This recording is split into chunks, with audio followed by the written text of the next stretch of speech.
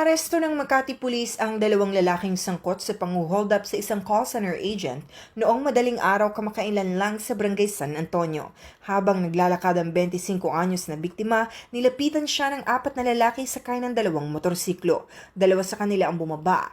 Tinutukan siya ng baril at kinuha ang kanyang kwintas at pulsera sa nagkakahalaga na 33,000 pesos. Agad na rumusponde ang mga pulis na malapit sa lugar at nahuli ang 2 sospek na sina alias Melvin, 25 anyos, at alias Angelo, 23 anyos na parehong taga Santa Ana, Maynila. Tumakas naman ang 2 kasama nilang nakamotorsiklo pa. Nakuha sa mga sospek ang 1 baril, peking baril, 4 na bala, 2 helmet at narekubera mga alahas ng biktima. May dati ng kaso ang 2 sospek na labas-masok sa kulungan. Nahaharap sila ngayon sa kasong robbery, ilegal na pagdadala ng baril at paggamit ng motorsiklo sa krimen. Patuloy ang paghahanap ng Makati Police sa mga nakatakas nilang kasamahan.